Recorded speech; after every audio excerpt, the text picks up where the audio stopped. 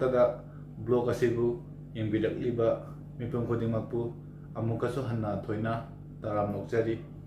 ꯑꯩꯒꯤ ꯉꯁꯤꯒꯤ ꯕ꯭ꯂꯣꯛ ꯑꯁꯤꯗꯤ ꯀ꯭ꯂꯥꯁ 10 ꯄꯥꯁ ꯑꯣꯏꯔꯕ ꯃꯤꯑꯣꯏꯁꯤꯡꯅ ꯃꯥꯔꯆꯦꯟ ꯅꯦꯚꯤꯗ ꯊꯕꯛ ꯇꯧꯒꯦ ꯍꯥꯏꯕ ꯇꯥꯔꯒꯗꯤ ꯀꯔꯤ ꯀꯣꯔꯁ ꯇꯧꯕ ꯃꯊꯧ ꯇꯥꯏ, ꯑꯁꯤꯒꯤ ꯀꯣꯔꯁ ꯑꯁꯤ ꯇꯝꯕ ꯂꯣꯏꯔꯕ ꯃꯇꯨꯡꯗ ꯃꯇꯧ ꯀꯔꯝꯅ ꯀꯦꯞꯇꯦꯟ ꯑꯣꯏꯒꯅꯤ ꯅꯠꯇ꯭ꯔꯒꯅ ꯆꯤꯐ ꯏꯟꯖꯤꯅꯤꯌꯔ ꯑꯣꯏꯒꯅꯤ ꯍꯥꯏꯕꯗꯨ ꯑꯩꯒꯤ ꯕ꯭ꯂꯣꯛ ꯑꯁꯤꯗ ꯍꯥꯏꯖꯔꯛꯀꯦ꯫ ꯑꯁꯤꯒꯤ ꯕ꯭ꯂꯣꯛ ꯑꯁꯤ ꯁꯦꯝꯃꯨ ꯍꯥꯏꯗꯨꯅ ꯑꯩꯉꯣꯟꯗ ꯌꯥꯝꯅ ꯔꯤꯀ꯭ꯋꯦꯁ ꯇꯧꯔꯛꯑꯦ꯫ ꯑꯁꯤꯒꯤ ꯀꯣꯔꯁ ꯑꯁꯤꯒꯤ ꯃꯇꯥꯡꯗꯁꯨ ꯑꯩꯉꯣꯟꯗ ꯀꯣꯏꯁꯟ ꯌꯥꯝꯅ ꯍꯪꯉꯛꯑꯦ꯫ ꯑꯁꯤꯒꯤ ꯀꯣꯔꯁ ꯑꯁꯤ ꯃꯤ ꯌꯥꯝꯅ ꯃꯇꯝ ꯀꯨꯏꯅꯗꯒꯤ ꯉꯥꯏꯔꯝꯒꯅꯤ ꯍꯥꯏꯗꯨꯅ ꯈꯟꯖꯩ꯫ ꯑꯩꯉꯣꯟꯗ ꯍꯪꯉꯛꯄ ꯄꯨꯝꯅꯃꯛ ꯑꯩꯅ ꯑꯁꯤꯒꯤ ꯀꯣꯔꯁ ꯑꯁꯤ ꯁꯖꯦꯁ ꯇꯧꯒꯗꯕꯅꯤ꯫ ꯀꯔꯤꯒꯤꯗꯃꯛꯇ ꯑꯩꯅ ꯀꯣꯔꯁ ꯑꯁꯤ ꯁꯖꯦꯁ ꯇꯧꯗ꯭ꯔꯤꯕꯅꯣ ꯍꯥꯏꯕꯗꯨꯁꯨ ꯍꯥꯏꯖꯔꯛꯀꯦ꯫ ꯍꯧꯖꯤꯛ ꯂꯩꯔꯤꯕ ꯁꯤꯞꯄꯤꯡ ꯏꯟꯗꯁꯇ꯭ꯔꯤꯒꯤ ꯃꯇꯥꯡꯗꯁꯨ ꯋꯥꯐꯝ ꯈꯔ ꯊꯝꯖꯔꯛꯀꯦ꯫ ꯑꯩꯅ ꯃꯃꯥꯡꯗ ꯁꯦꯝꯈꯤꯕ ꯕ꯭ꯂꯣꯛ ꯄꯨꯝꯅꯃꯛꯇꯒꯤ ꯉꯁꯤꯒꯤ ꯕ꯭ꯂꯣꯛ ꯑꯁꯤꯅ ꯑꯩꯅ ꯈ꯭ꯋꯥꯏꯗꯒꯤ ꯃꯔꯨ ꯑꯣꯏ ꯍꯥꯏꯗꯨꯅ ꯈꯟꯖꯩ꯫ ꯃꯔꯝ ꯑꯗꯨꯅ ꯉꯁꯤꯒꯤ ꯕ꯭ꯂꯣꯛ ꯑꯁꯤꯗꯤ ꯋꯥꯔꯁꯨ ꯋꯥꯅ ꯂꯣꯏꯕ ꯐꯥꯎꯇꯪꯗꯤ ꯌꯦꯡꯕꯤꯌꯨ ꯍꯥꯏꯗꯨꯅ ꯃꯌꯥꯝꯒꯤ ꯃꯐꯝꯗ ꯍꯥꯏꯖꯔꯤ꯫ ꯑꯩ ꯑꯍꯥꯟꯕꯗ ꯀꯣꯔꯁꯀꯤ ꯃꯇꯥꯡꯗ ꯂꯥꯛꯑꯒꯦ꯫ ꯀ꯭ꯂꯥꯁ 10 ꯈꯛ ꯄꯥꯁ ꯑꯣꯏꯕ ꯃꯤꯑꯣꯏꯁꯤꯡꯅ ꯇꯝꯕ ꯌꯥꯕ ꯀꯣꯔꯁ ꯍꯥꯏꯕ ꯇꯥꯔꯒꯗꯤ ꯖꯤꯄꯤ ꯔꯦꯇꯤꯡ ꯍꯥꯏꯔꯤꯕ ꯀꯣꯔꯁ ꯑꯁꯤꯅꯤ꯫ ꯖꯤꯄꯤ ꯔꯦꯇꯤꯡ ꯍꯥꯏꯕꯗꯤ ꯖꯦꯅꯔꯦꯜ ꯄꯔꯄꯁ ꯔꯦꯇꯤꯡ ꯍꯥꯏꯕꯅꯤ꯫ ꯑꯁꯤꯒꯤ ꯀꯣꯔꯁ ꯑꯁꯤ ꯇꯝꯕ ꯃꯇꯝꯗ ꯑꯗꯣꯝꯒꯤ ꯄꯩꯁꯥꯁꯦ ꯂꯨꯄꯥ ꯂꯥꯛ 1.5 ꯂꯨꯄꯥ ꯂꯥꯛ 3 ꯐꯥꯎꯒꯤ ꯃꯅꯨꯡꯗ ꯂꯩꯔꯅꯤ꯫ ꯊꯥ 3 ꯈꯛꯇꯪꯒꯤ ꯀꯣꯔꯁꯅꯤ꯫ ꯆꯍꯤ ꯑꯃꯗ ꯕꯦꯆ 2ꯔꯛ ꯀꯧꯏ, ꯖꯅꯋꯥꯔꯤꯗ ꯑꯃꯅꯦ, ꯖꯨꯂꯥꯏꯗ ꯑꯃꯅꯦ꯫ ꯑꯁꯤꯒꯤ ꯀꯣꯔꯁ ꯑꯁꯤ ꯇꯝꯒꯦ ꯍꯥꯏꯕ ꯇꯥꯔꯒꯗꯤ ꯑꯗꯣꯝꯒꯤ ꯆꯍꯤꯁꯦ 18.5ꯗꯒꯤꯅ 25 ꯐꯥꯎꯒꯤ ꯃꯅꯨꯡꯗ ꯂꯩꯕ ꯇꯥꯔꯒꯗꯤ ꯀꯣꯔꯁ ꯑꯁꯤ ꯇꯝꯕ ꯌꯥꯒꯅꯤ꯫ ꯀ꯭ꯂꯥꯁ 10ꯗ ꯃꯤꯅꯤꯃꯝ ꯄꯥꯔꯁꯦꯟꯇꯦꯖꯁꯦ 40% ꯑꯣꯏꯒꯗꯕꯅꯤ꯫ 40% ꯍꯦꯟꯕ ꯇꯥꯔꯒꯗꯤ ꯑꯗꯣꯝ ꯀꯣꯔꯁ ꯑꯁꯤ ꯇꯝꯕ ꯌꯥꯒꯅꯤ꯫ ꯐꯤꯖꯤꯀꯦꯜ ꯐꯤꯠꯅꯦꯁꯇ ꯍꯥꯏꯕ ꯇꯥꯔꯒꯗꯤ ꯃꯃꯥꯡꯗ ꯑꯩꯅ ꯍꯥꯏꯈꯤꯕ ꯑꯥꯏꯁꯥꯏꯠꯇ 6x6, ꯅꯥꯀꯣꯡ, ꯃꯤꯠ, ꯊ꯭ꯔꯣꯠ, ꯐꯤꯖꯤꯀꯦꯜ ꯐꯤꯠꯅꯦꯁꯇꯤ ꯑꯗꯨꯝ ꯃꯁꯥꯒꯤ ꯂꯩꯖꯕ ꯇꯥꯔꯦ꯫ ꯃꯃꯥꯡꯗ ꯑꯩꯅ ꯍꯥꯏꯔꯤꯕꯁꯤꯡꯗꯨꯒ ꯆꯞ ꯃꯥꯟꯅꯔꯦ꯫ ꯍꯥꯏꯠꯀꯤ ꯑꯣꯏꯅꯗꯤ 157 ꯁꯦꯟꯇꯤꯃꯤꯇꯔꯅꯤ꯫ ꯃꯇꯧ ꯀꯔꯝꯅ ꯑꯦꯗꯃꯤꯁꯟ ꯇꯧꯒꯅꯤ ꯍꯥꯏꯕ ꯇꯥꯔꯒꯗꯤ ꯀꯅꯥꯝꯇꯅ ꯃꯥꯔꯆꯦꯟ ꯅꯦꯚꯤꯒꯤ ꯃꯇꯥꯡꯗ ꯆꯞ ꯆꯥꯕ ꯑꯦꯗꯃꯤꯁꯟ ꯄ꯭ꯔꯣꯁꯤꯗ꯭ꯌꯔꯗꯣ ꯍꯥꯏꯕ ꯉꯝꯃꯣꯏ꯫ ꯃꯔꯝꯗꯤ ꯀꯣꯂꯦꯖꯁꯤꯡꯒꯤ ꯑꯣꯏꯕ ꯃꯁꯥ ꯃꯁꯥꯒꯤ ꯑꯦꯗꯃꯤꯁꯟ ꯄ꯭ꯔꯣꯁꯤꯗ꯭ꯌꯔ ꯂꯩꯖꯩ꯫ ꯇꯧꯕꯇꯕꯨ ꯑꯁꯤꯒꯤ ꯀꯣꯔꯁꯁꯤꯒꯤ ꯑꯣꯏꯅꯗꯤ ꯃꯃꯥꯡꯗ ꯑꯩꯅ ꯄꯟꯈꯤꯕ ꯃꯥꯔꯆꯦꯟ ꯅꯦꯚꯤ ꯆꯪꯒꯦ ꯍꯥꯏꯕ ꯇꯥꯔꯒꯗꯤ IMU-CETꯒꯤ ꯑꯦꯛꯖꯥꯝꯒꯤ ꯊ꯭ꯔꯨꯗ ꯆꯪꯕꯤꯌꯨ, IMU-CET ꯊꯥꯕꯤꯌꯨꯅ ꯍꯥꯏꯈꯤꯗꯅ, ꯑꯗꯣ ꯑꯁꯤꯒꯤ ꯀꯣꯔꯁꯁꯤꯒꯤ ꯑꯣꯏꯅꯗꯤ IMU-CET ꯍꯥꯏꯕ ꯑꯦꯛꯖꯥꯝꯗꯣ ꯂꯩꯇꯦ꯫ ꯂꯩꯇ꯭ꯔꯕꯅꯤꯅ ꯀꯃꯥꯏꯅ ꯊꯥꯔꯨꯅꯤ? ꯑꯁꯤꯒꯤ ꯀꯣꯔꯁꯁꯤꯒꯤ ꯑꯣꯏꯅꯗꯤ ꯑꯦꯗꯃꯤꯁꯟ ꯇꯧꯒꯦ ꯍꯥꯏꯕ ꯇꯥꯔꯒꯗꯤ ꯀꯣꯂꯦꯖꯁꯤꯡꯒꯤ ꯑꯣꯏꯕ ꯃꯁꯥ ꯃꯁꯥꯒꯤ ꯑꯦꯛꯖꯥꯝ ꯀꯟꯗꯛ ꯇꯧꯒꯅꯤ꯫ ꯀꯣꯂꯦꯖ ꯈꯔ ꯑꯃꯗꯤ ꯐꯥꯔꯁ ꯀꯝ ꯐꯥꯔꯁ ꯆꯥꯟꯁ, ꯍꯥꯏꯕꯗꯤ ꯃꯣꯏ ꯀꯣꯂꯦꯖꯇꯨꯒꯤ ꯁꯤꯠ ꯀꯦꯄꯥꯁꯤꯇꯤꯁꯦ 200ꯅꯦꯅ ꯈꯜꯂꯣꯗꯅ, ꯑꯗꯨ ꯑꯣꯏꯕ ꯇꯥꯔꯒꯗꯤ ꯐꯥꯔꯁ ꯂꯥꯛꯏꯕ 200ꯗ ꯑꯣꯏꯅ ꯃꯣꯏ ꯁꯦꯂꯦꯛꯁꯟ ꯇꯧꯔꯅꯤ꯫ ꯀꯣꯂꯦꯖ ꯈꯔ ꯑꯃꯗꯤ ꯑꯗꯣꯝꯒꯤ ꯀ꯭ꯂꯥꯁ 10ꯒꯤ ꯔꯤꯖꯜꯗꯣ, ꯃꯥꯔꯛꯁꯤꯠꯇꯣ ꯌꯦꯡꯉꯛꯄꯁꯨ ꯌꯥꯏ꯫ ꯀꯣꯂꯦꯖ ꯈꯔ ꯑꯃꯅ ꯑꯔꯥꯛꯄ ꯃꯤ ꯂꯣꯏꯅ ꯀꯧꯁꯟꯕꯁꯨ ꯌꯥꯏ꯫ ꯃꯔꯝꯗꯤ ꯑꯁꯤꯒꯤ ꯀꯣꯔꯁꯁꯦ ꯄ꯭ꯔꯥꯏꯚꯦꯠ ꯁꯦꯛꯇꯔꯗ ꯑꯣꯏꯕꯅꯤꯅ ꯀꯣꯂꯦꯖꯁꯤꯡꯁꯨ ꯃꯁꯥ ꯃꯁꯥꯒꯤ ꯀꯣꯂꯦꯖꯀꯤ ꯄꯩꯁꯥꯗꯣ ꯇꯥꯜꯂꯤꯕꯅꯤꯅ ꯑꯂꯥꯛꯄ ꯏꯁꯇꯨꯗꯦꯟꯉꯩ ꯂꯣꯏꯅ ꯂꯧꯕꯁꯨ ꯌꯥꯎꯕꯅꯤ꯫ ꯃꯔꯝ ꯑꯗꯨꯅꯅꯤ ꯑꯩꯅ ꯀꯣꯂꯦꯖ ꯇꯝꯕ ꯃꯇꯝꯗ ꯀꯣꯂꯦꯖ ꯑꯐꯕꯗ ꯇꯝꯃꯨ ꯍꯥꯏꯔꯤꯁꯦ꯫ ꯍꯧꯖꯤꯛꯇꯤ ꯃꯤꯌꯥꯝꯒꯤ ꯀꯣꯛꯇ ꯀꯣꯏꯁꯟ ꯈꯔ ꯂꯥꯛꯄꯤꯔꯝꯒꯅꯦꯅ ꯈꯜꯂꯤ꯫ ꯑꯊꯣꯏꯅꯗꯤ DG ꯑꯦꯄ꯭ꯔꯨꯞ ꯇꯧꯕ ꯀꯣꯂꯦꯖꯇ ꯇꯝꯃꯨ ꯍꯥꯏ꯫ DG ꯑꯦꯄ꯭ꯔꯨꯞ ꯇꯧꯕ ꯀꯣꯂꯦꯖꯇꯤ 100ꯒꯤ ꯍꯦꯟꯅꯃꯊꯛꯇ ꯂꯩꯈ꯭ꯔꯦ꯫ ꯑꯁꯤꯒꯤ 100ꯒꯤ ꯍꯦꯟꯅ ꯃꯊꯛꯁꯤꯗ ꯀꯔꯝꯕ ꯀꯣꯂꯦꯖꯇꯅꯣ ꯑꯩꯅ ꯈꯟꯗꯣꯏꯁꯦ? ꯀꯔꯝꯕ ꯀꯣꯂꯦꯖꯇ ꯇꯝꯕ ꯇꯥꯔꯒꯗꯤ ꯑꯩ ꯊꯕꯛ ꯁꯣꯏꯗꯕꯤ ꯐꯪꯗꯣꯏꯅꯣ? ꯑꯁꯤ ꯈꯟꯕꯤꯔꯝꯒꯅꯦꯅ ꯈꯜꯂꯤ꯫ ꯈꯟꯗꯕ ꯇꯥꯔꯒꯗꯤ ꯈꯜꯂꯣ, ꯑꯃꯨꯛꯇ ꯅꯠꯇꯦ 100ꯔꯛ ꯍꯦꯟꯅ ꯈꯜꯂꯣ꯫ ꯖꯤꯄꯤ ꯔꯦꯇꯤꯡ ꯍꯥꯏꯔꯤꯕ ꯀ꯭ꯂꯥꯁ 10 ꯄꯥꯁ ꯇꯧꯔꯒ ꯇꯧꯗꯣꯔꯤꯕ ꯀꯣꯔꯁ ꯑꯁꯦ, ꯑꯁꯤꯒꯤ ꯀꯣꯔꯁꯁꯤꯒꯗꯤ ꯃꯃꯥꯡꯗ ꯑꯩꯅ ꯄꯟꯈꯤꯕ ꯑꯦꯡꯒ꯭ꯂꯣꯁꯇꯔꯟꯒꯨꯝꯕ, TOLANIꯒꯨꯝꯕ, MTIꯒꯨꯝꯕ ꯃꯁꯥꯒꯤ ꯀꯝꯄꯅꯤꯅ ꯍꯥꯡꯖꯕ ꯏꯟꯁꯇꯤꯇ꯭ꯌꯨꯠꯁꯦ, ꯍꯥꯏꯗꯤ ꯑꯦꯀꯥꯗꯃꯤꯁꯦ, ꯁꯤꯒꯨꯝꯕ ꯀꯣꯂꯦꯖ ꯃꯌꯥꯝꯗ ꯖꯤꯄꯤ ꯔꯦꯇꯤꯡ ꯍꯥꯏꯕ ꯀꯣꯔꯁꯁꯦ ꯌꯥꯎꯗꯕꯅꯤ꯫ ꯃꯔꯝ ꯑꯁꯤꯅꯅꯤ ꯑꯩꯅ ꯖꯤꯄꯤ ꯔꯦꯇꯤꯡ ꯍꯥꯏꯕ ꯀꯣꯔꯁ ꯑꯁꯤ ꯇꯝꯗꯕꯅ ꯐꯩꯌꯦꯅ ꯍꯥꯏꯔꯤꯁꯦ꯫ ꯑꯗꯨꯕꯨ 2018ꯗꯒꯤꯗꯤ directorate general shipping, government of ꯏꯟꯗꯤꯌꯥꯅ ꯑꯦꯅꯤ ꯀꯣꯂꯦꯖ ꯈꯨꯗꯤꯡꯃꯛꯇ ꯃꯥꯔꯆꯦꯟ ꯅꯦꯚꯤꯒꯤ ꯀꯣꯔꯁ ꯀꯟꯗꯛ ꯇꯧꯕ ꯇꯥꯔꯒꯗꯤ ꯇꯝꯂꯤꯕ ꯁꯥꯇ꯭ꯔꯗ, ꯍꯥꯏꯗꯤ ꯃꯣꯏꯒꯤ ꯏꯁꯇꯨꯗꯦꯟꯗꯨꯒ ꯊꯕꯛ ꯄꯤꯒꯗꯕꯅꯤ ꯍꯥꯏꯗꯨꯅ ꯔꯨꯜ ꯑꯃꯗꯤ ꯊꯣꯛꯑꯦ꯫ ꯔꯨꯜꯁꯦ 2019ꯗꯒꯤꯗꯤ ꯑꯦꯄ꯭ꯂꯥꯏ ꯇꯧꯒꯅꯤꯅ ꯍꯥꯏꯕꯅꯤ, ꯑꯗꯣ ꯈꯔ ꯑꯃꯗꯤ ꯇꯧꯋꯦ, ꯈꯔ ꯑꯃꯗꯤ ꯇꯧꯗꯦ꯫ ꯍꯧꯖꯤꯛ college मैम अमा गवर्नमेंट ना shutdown तौरअबने मरम अदुना college तमा तंदसु अदोमगी college की validity तो अदुम येंबियो मोगी RPS कनो लाइबने अदुम आइना ममांगदा हाइकिबा DG shipping की website चंगम तंदा college तो की अदुम validity सु थोपने अदुगा सु येंबियो करिगुम्बा rate ना mark तोबा तारगदी college सिंग अदु blacklist लाइबा college नि असुगुम्बा college ता तंबिगनो हजिक नौना लापसिंगी ओरगदी नम सीजे नुंगाइबा पाउनेना खल्ले अदो कॉलेज पुनमक हजिक असिगी कनोसे अप्लाई तौगदरा हाबदि आइसु हाइबा ngamde अदुबो आइना खनबददि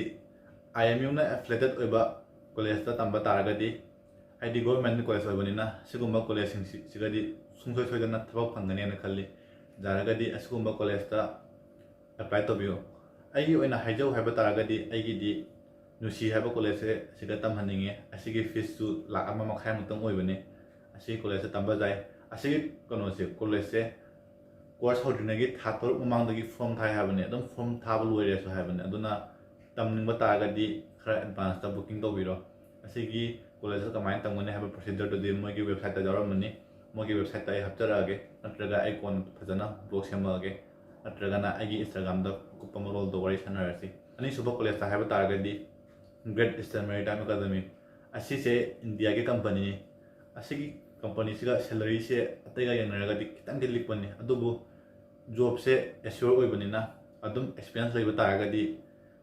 अचौबा कंपनी दा अदुम अप्लाई तौबा जागनी सही अनि अहुंग एक्सपीरियंस मतुंगदा एसए क्रू लाख अमा अनि लाख अमा दे अदुम चागनी मिनिमम 70,000 पारोने 70,000 to 1.5 lakhs नत्रगना 2 lakhs की मंगदा अदुम चागनी एसए क्रू अहुम सुबह कॉलेज से आई TS रहमान थमनिंगी TS रहमान से यामना लीबा कॉलेज नि आइना तमको मतमदा आइगी एकेडमी की ओजा सिंह से अनंबनदी कैप्टन गुम्बा चीफ प्रोफेसर सिंह से TS रहमान तमको ngakta ओय मरम अदुननि इन TS रहमान दा हाइजरी से TS रहमान से अंदर से ही खरा बुदि अदुम प्लेसमेंट को से अदुम थिएना हाइबनि अदो करिगुम्बा अदुम कनोदा एकेडमी तमको मतमदा ग्रेड तो फजबा तारगदि अदुम प्लेसमेंट फंगेना हाय अदगी हंदकी रूल अनोबो लाबनिना असिगी कॉलेज ता प्लेसमेंट से फजेना हाय मरम अदुना आई TS रहमान दसु सजेस्ट तौनिंगे यारगदि इंटरनेशनल मैरीटाइम यूनिवर्सिटी ना IMU ना एफिलिएटेड ओबा कॉलेज ता तमनिंगे असिगी कॉलेज सिगा यारगदि तंबियो GPA रेटिंग की एडवांटेज हाइबा तारगदि करिगुम्बा तोमना GPA रेटिंग तंबा तारगदि अदोम डेक साइड ता थबक तोगे हारसु जाय नत्रगना इंजन साइड ता थबक तोगे हारसु जाय नत्रगना गैली साइड ता थबक तोगे हारसु जाय गैली साइड हाइबदि शिप की चाक थंगबा डिपार्टमेंट दा अदो चाक थंगबा डिपार्टमेंट सिगे ओइनदि आई मथंगी ब्लॉग ता फजना सेमागे नसिगे ओइनदि डेक डिपार्टमेंट गा इंजन डिपार्टमेंट की मतंग हाइजरागे करिगुम्बा तोमना था तरुकी GPA रेटिंग हाइबा कोर्स से तंबल ओइबा तारगदि अदोम ट्रेनी OS नत्रगना ऑर्डिनरी सिमेंट ओइना थबक तौगदबनी सिगेसिगा था तरुक सी एक्सपीरियंस लगा मतुंगदा अदोमदा वास्कीपिंग हाइबा सर्टिफिकेट अमा फंगनी असी सर्टिफिकेट से फंगबा मतुंगदा 12 months सी एक्सपीरियंस लाइबा तारगदि अदोम COP हाइबा सर्टिफिकेट अमा फंगनी असिगी सर्टिफिकेट से फंगरि फाबु सिगनी यामना वनरेसे COP हाइबदि सर्टिफिकेट ऑफ प्रोफिशिएंसी हाइबनी असिगी सर्टिफिकेट से फंगबा तारगदि एनी कंपनी अफबा कंपनी दा अप्लाई तौबा मतमदा सोइदना अफबा कंपनी दा सिलेक्शन तौगनेना खल्ली 80% दे अदुम तौरे असिगी सर्टिफिकेट से फंगबदनि मिना याम वनरेसे सिगी मतुंगदा अदोम करिगुम्बा डेक क्रू वन लेगे हाइबा तारगदि एक्सपीरियंस के मतुंगिना बसन हाइबा रैंक सिबो काय बसन की सैलरी से एना ममांगदा हाइबा दुमाइना 1.5 lakhs दो खरा मददि 2 lakhs खोगी दुम लौबो सुजावनी अदो अनमनदि दुम 1.5 lakhs से हाइरगे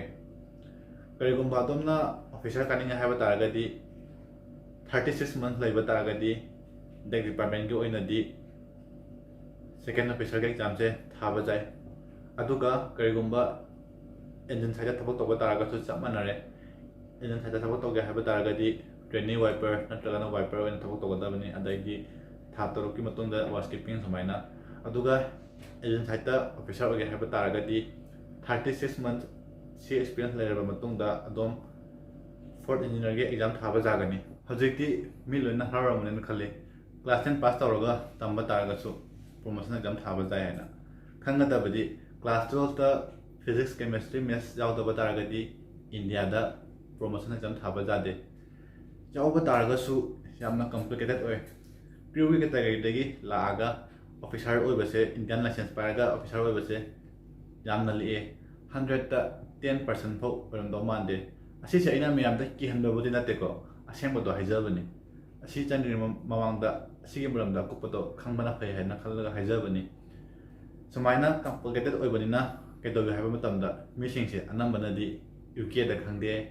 ꯅꯠꯇ꯭ꯔꯒꯅ ꯁꯤꯡꯒꯥꯄꯨꯔꯗ ꯈꯪꯗꯦ ꯅ꯭ꯌꯨ ꯖꯤꯂꯦꯟꯗ ꯈꯪꯗꯦ ꯑꯁꯇ꯭ꯔꯦꯂꯤꯌꯥꯗ ꯈꯪꯗꯦ ꯑꯁꯤꯒꯨꯝꯕ ꯀꯟꯇ꯭ꯔꯤꯁꯤꯗ ꯆꯠꯂꯒ ꯄ꯭ꯔꯣꯃꯣꯁꯟ ꯑꯦꯛꯖꯥꯝ ꯊꯥꯏ ꯑꯁꯤꯒꯤꯁꯦ ꯊꯥꯕ ꯃꯇꯝꯗ ꯑꯗꯣꯝꯒꯤ ꯄꯩꯁꯥꯁꯦ ꯂꯨꯄꯥ ꯂꯥꯛ 10 ꯐꯥꯎ ꯑꯗꯨꯃꯥꯏꯅ ꯆꯪꯉꯤ ꯑꯁꯤꯒꯤꯁꯤꯒ ꯇꯞꯄ ꯃꯇꯝꯗ ꯃꯣꯏꯅ ꯌꯦꯡꯉꯤꯁꯦ ꯑꯗꯣꯝ ꯀꯔꯤꯒꯨꯝꯕ 36 months ꯑꯦꯛꯁꯄꯤꯔꯤꯌꯦꯟꯁ ꯂꯩꯕ ꯇꯥꯔꯒꯗꯤ ꯑꯗꯨꯝ ꯊꯥꯕ ꯌꯥꯏ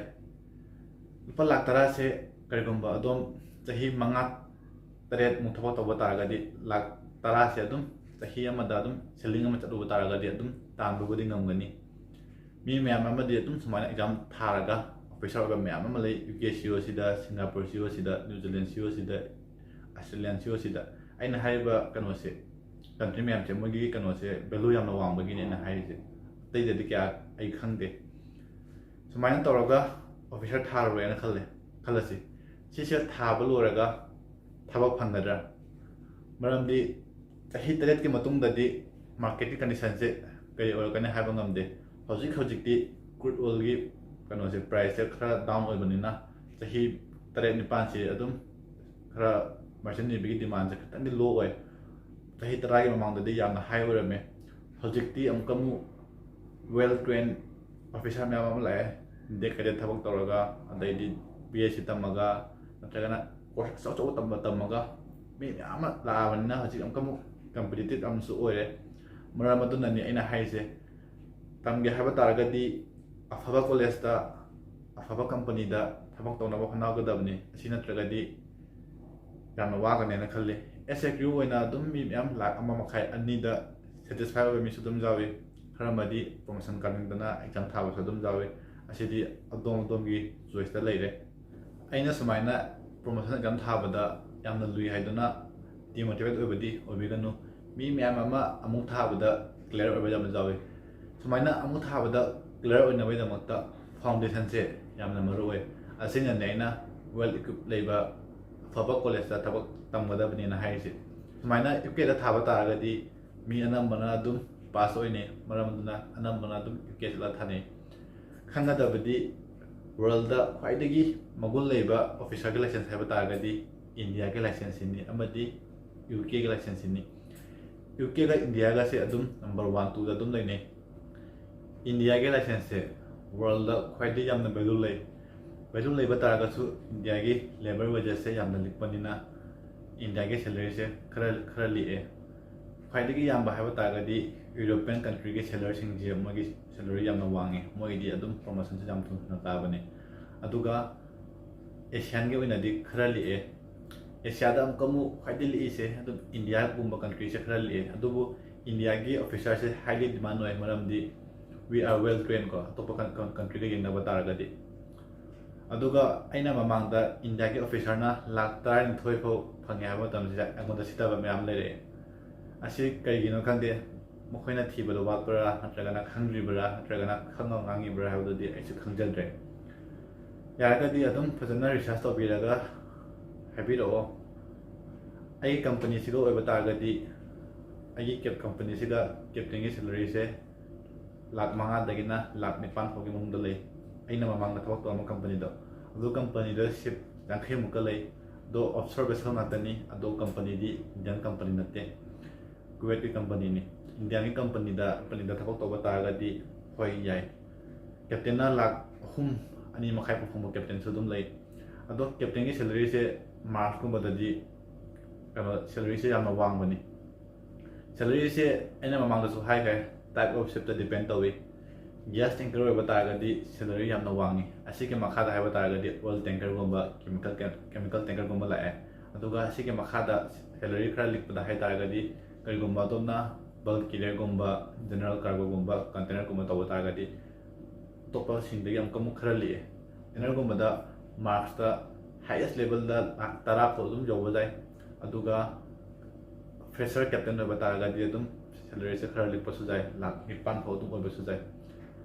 si aina haba ngamre company duga mokhena inaba agreement do ke makha pole experience amna makha pole yamna nokning badi mi khara na manda India gi president gi hena salary wange na haba mi sadan jawre ai yam nokning ni ship ta puri se ton lakh ta puri ini ton ama hai se kg da 900 hele ini ai se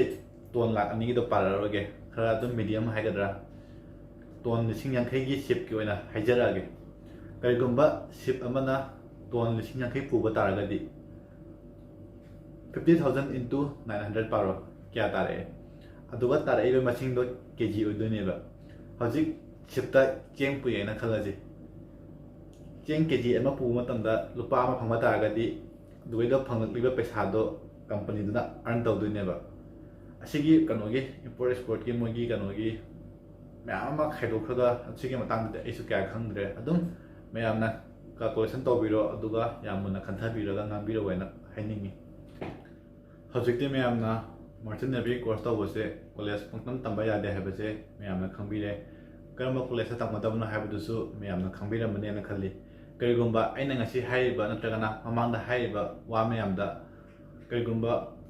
doubt leba taragadi agi comment tawbiramo sungsai saidana adamgi doubt adu ai clear tawba ngamnaba honajage aduga karigumba personal message leba taragadi adum agi Instagram da message thabiro ai sungsai saidana adamgi reply do piba ngamnaba honajarake karigumba agi channel asi nungaiba taragadi agi video asibu like share amadi subscribe tawba kawbiganu ngasi go inadi matang asida tension jarage